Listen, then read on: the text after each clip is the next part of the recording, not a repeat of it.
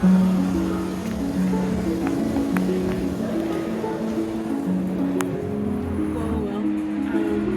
I did the effort. I went to the National Art Gallery.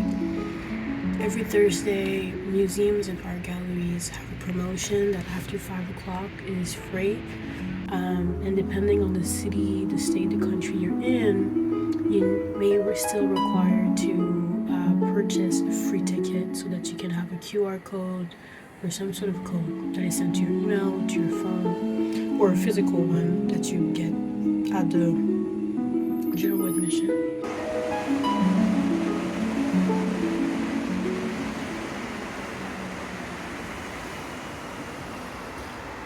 How can I do that? You say, I can't go there. I say, how could I go there?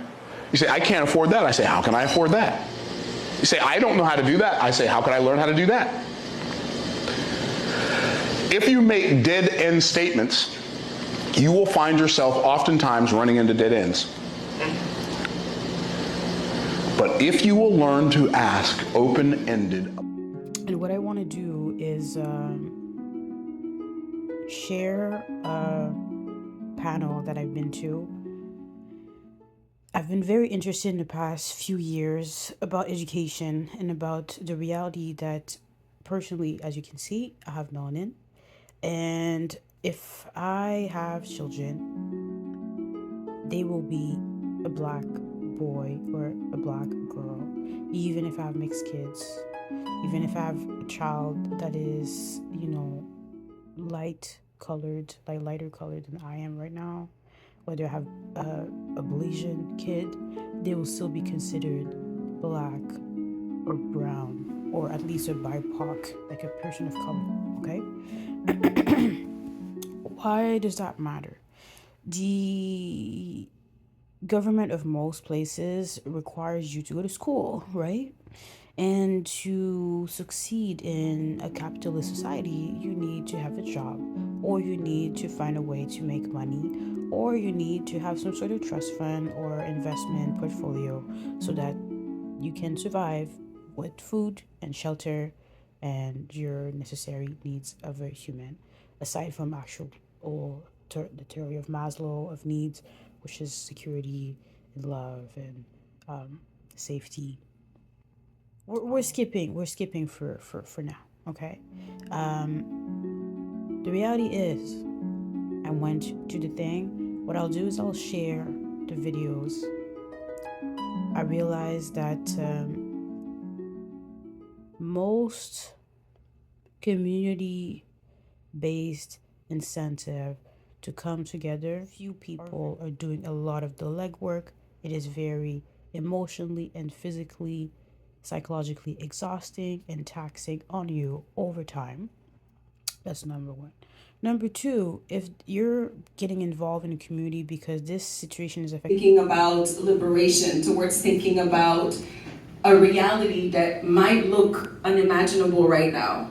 What is your vision? What would you like to see? And you're gonna receive a small piece of paper. If you can either write a word or maybe draw something, we want to do a mini collage and mural with it. We'll share the photo with you all, for sure. And sorry, stop. Okay, so la question, c'est quel est votre rêve pour les enfants noirs à Tiohtià:ke, so-called Montreal? Quelle est votre vision? Ça peut être un dessin, ça peut être un mot, c'est comme vous voulez, mais on va les reprendre après pour faire comme une sorte de collage pour comme avoir notre vision collective. Et en attendant, si on peut prendre juste une minute pour remercier nos panélistes avant de passer à la question. Thank you so much for being here, sharing. Je pense qu'il ne nous reste pas beaucoup de temps, mais on peut peut-être prendre quelques questions. Thank you, first of all. Merci beaucoup, c'était puissant. I'm a parent of a now 14-year-old black child on the spectrum. And for me, what's been super difficult is, because you all mentioned the lack of accountability, is that the system here specifically, my experience, is it's made so nobody can be held accountable. It's like the schools are not open to parents. They just call you when, you know, you have to go over their you know, how they're going, or but there's not like, we're not, it's like, it's closed, the doors are closed. And when there are complaints to be made, you don't know where to go.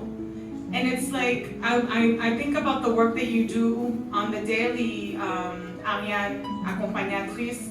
It's like we need des accompagnateurs et des accompagnatrices just to navigate, and this, your idea is wonderful. I hope it comes to fruition, because what happens is that we get exhausted because we don't know where to go, we don't know what door to knock on, and they tire us and then we give up a lot of times.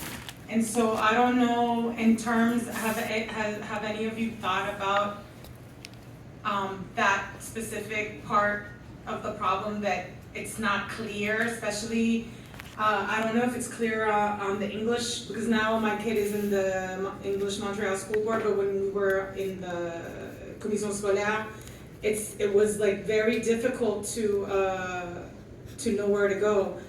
And you also spoke about the issue that a lot of Black kids are placed in specialized programs or are diagnosed with learning disabilities or disabilities in general, and they're in classes where they don't belong. You have that, but you also spoke of kids that do need supports.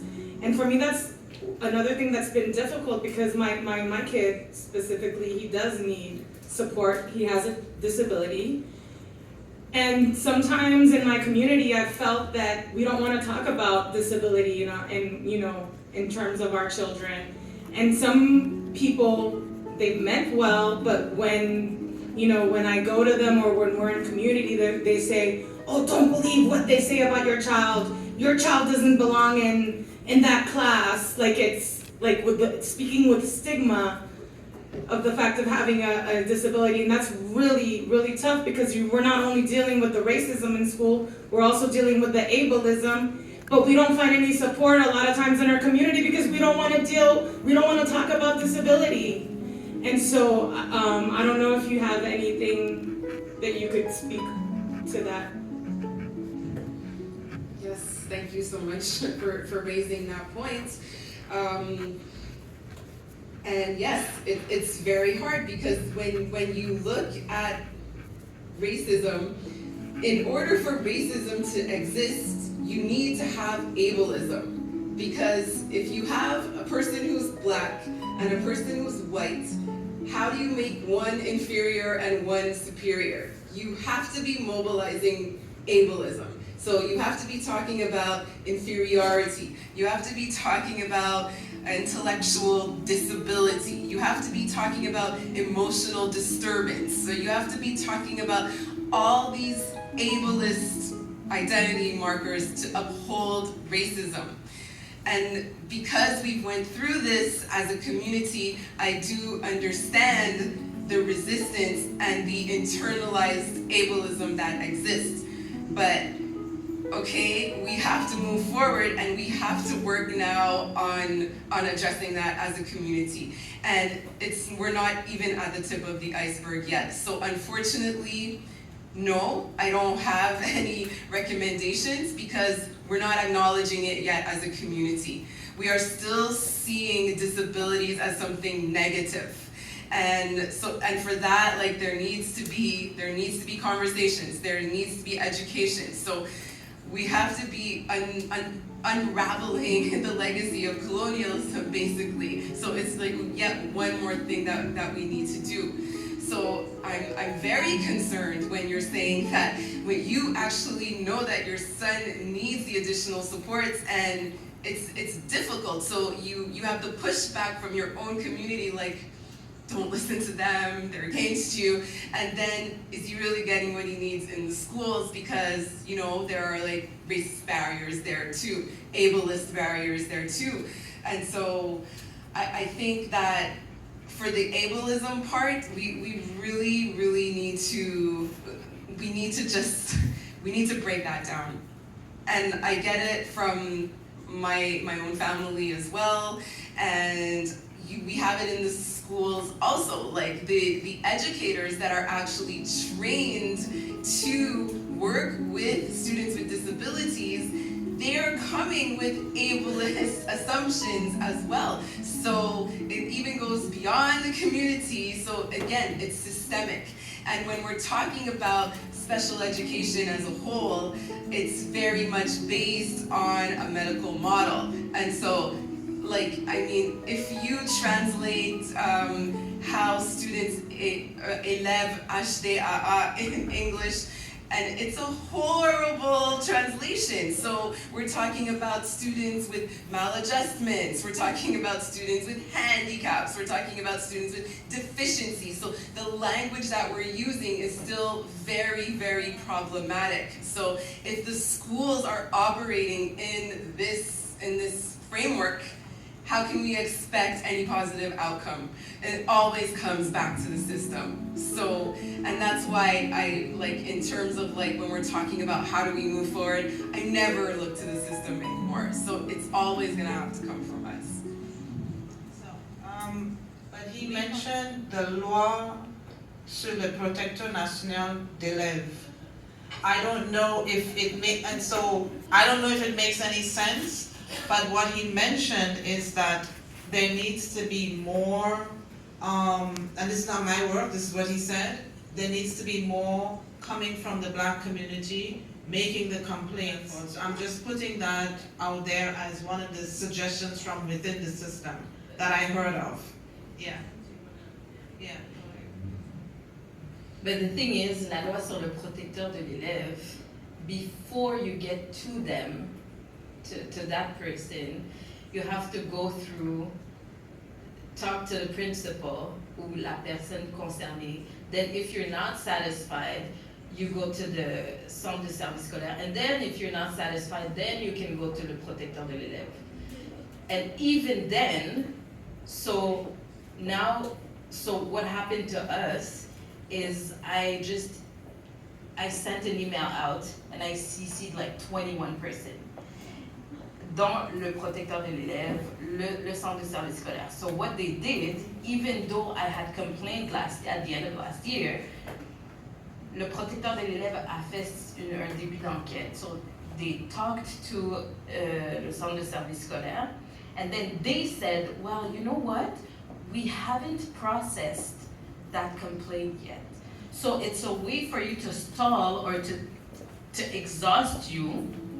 So then le protecteur de l'élève talks to me, writes back, and then I'm like, and tells me, je dois me retirer du dossier parce que eux ont pas encore fait. So she feels like she does, comment on dit en anglais, elle veut pas faire de l'ingérence. So she's gonna wait for them to do their job and then see. Then you're not satisfied, I'll come back. So in theory, it's nice.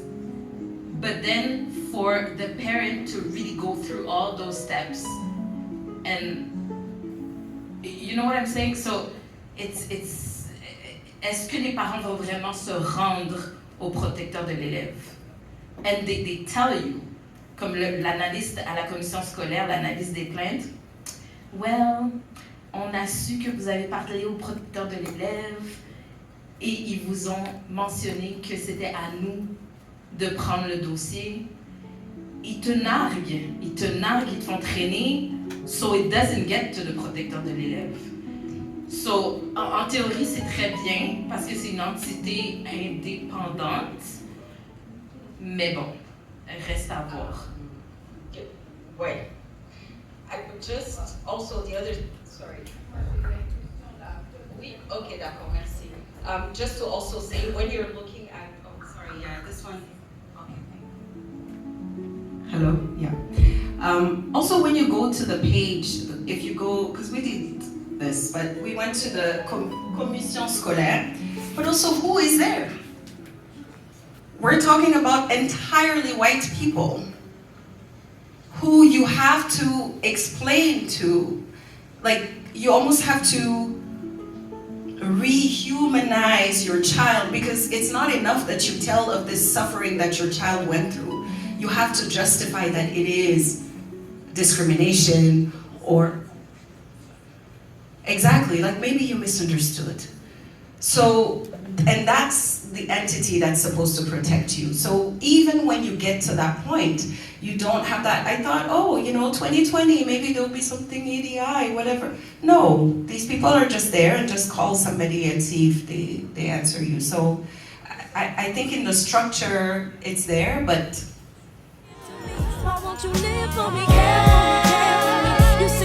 Well, hello. I'm not doing a video with my face in it simply because the lighting was meh, and this type of covers diverse attention. You can buy these covers in any type of Middle East, Asian store, or African store as well. They're the warmest, more comfortable, and best covers of life. If you live in Canada, by all means, please visit your local shop. There is so many places where they sell these. I think you can. I'm sure you can buy it online. This is not a drill. I'm not trying to sell you something, but bro, if you know that you get cold, this is the shit. Okay, random topic check. You personally, as a parent, as a child, as a student, as a person of color or BIPOC, right? You already are dealing with silent different things. You already have things that you have to deal with regardless on a daily basis.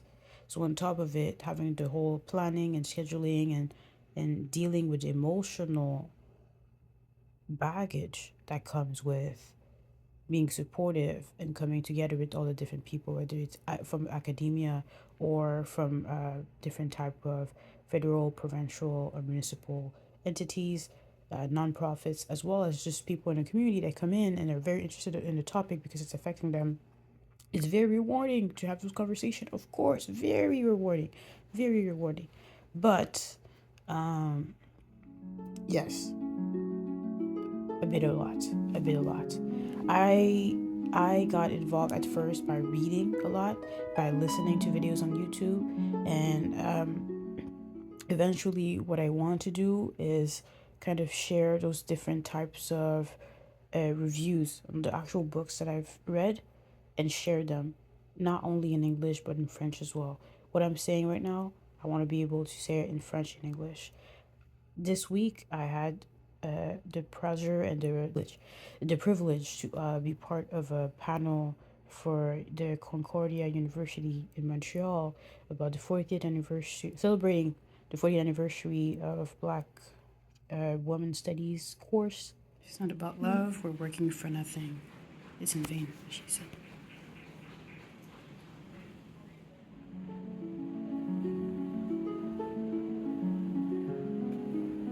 But the reason why even this course was created, which was talked about in the panel, it's not a celebration about just about the fact that there's a course. I mean, sure, of course, but it's not really that. It's the fact that it was not even recognized as a thing. Why was it not recognized as a thing? Why would we care? Who cares about women? Who cares about Black women? Who cares about people of color? Like, who cares? Go to school for math, English, French, science, etc., history. The thing is, when you think about French, English, science, math, history, the people that you start to study when it comes to theories, when it comes to actual things that happen within different groups, different countries, different societies, in science, the different type of technological advancement that were done, and the type of opportunities that opens up in terms of job markets, do affect multiple types of people and have been created, invented by not just the typical portfolio of what you imagine a scientist is supposed to look like, a physicist is supposed to look like, a mathematician is supposed to look like, an inventor is supposed to look like, a creator of anything, whether it's something creative, which we always assume people of color are associated with creative shit, like music and arts and stuff. The thing is, it's a bit limiting to think that and not also include and see that they already have been part of all the different movements that we already talk about in sociology. I won't get more into it than being broad for the sake of simplicity, but if we only assume excellence in terms of appearance, in terms of fashion, in terms of music, and in terms of entertainment, then the stereotype of the monkey entertain me trope is real and very upsetting. And I think that whether it's men or women of color, that they're brown, indigenous, Asian, South Asian, African descent, or from the islands, do have more to contribute than just their appearance, than just their music and their voice for more than just the octaves and different type of musical shit that they can do, but also for the actual depth of their thoughts and their ability to connect theories together. Within history, just history itself, just history and literature, I think we are not educated on who did what, who was part of what, and what's the origin of things. Did you know that the first university was actually created by a woman in the Middle East? But then, if you don't know that, and you don't educate yourself, and nobody's told you, and nobody like showed you a YouTube video or a TikTok or anything, or you didn't open a book anywhere or shown how to do a research in the library, maybe the only thing you know about the Middle East is that women are actually limited to do a lot of things, and that they don't have any power, that they're not celebrated for their brains, which is a portion, of course, of people, but is not uh what do you call it, like a whole, it's a group of people. It's not a joke, I'm not trying to punch you, I know it's a thing. A group of people is not representative of everyone, and everyone is part of a society as a whole, of course.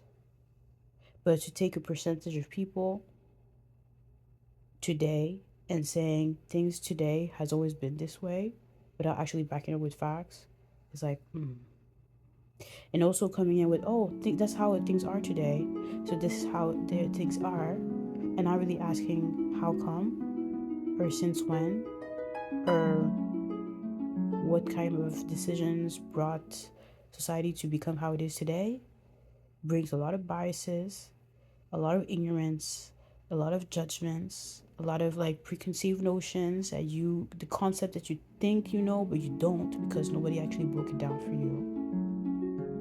And if I show you pictures of what a strong woman is, or what a smart engineer is, or what a successful businessman is, or what a well accomplished family man is, or family oriented society or group is, you're gonna have preconceived images that come in your brain just with those terms. If I say a successful student, a grade A student, student athlete, and what it represents, certain images are gonna come through your mind, right? The thing is, it's supposed to be like a very diverse imagery that you have in mind. When I say those things, it shouldn't be like one or two things. It should be like a list, like a very, very diverse. Like there's so many categories of all these things. Even when you come to just, okay, let's not go into sociology. Let's just go with facts. Let's go with science. Let's go with technology. Let's go with history. What have different groups have done for you to have the rights that you have today? What type of thoughts people had to have to figure out a theory so that we can apply a theory to a problem, a theory to be able to define different types of scientific situation, different type of scientific clear objects that are part of our ecosystem, or the system that is in place today in terms of our cities, in terms of our countries, in terms of our politics, in terms of how we work together, in terms of economy, in terms of technology. How, why, where is it sourced? Why is it sourced this way? These are all questions that if nobody asks you, if nobody defines it for you, you assume certain things and you don't even question life. You're just going through life as a singular experience as you in the world, dealing with the people around you, wanting the things that you want, not having the things that you want, and then dealing with the different type of struggles that come with that as an individual. But you are part of the whole, whether you're a person of color or not, whether you're aware of your privilege as a person, have access to different things like that are preconceived as normal for you as of right now. I spoke a lot. I wanted to be brief. It was not that brief. Here we are.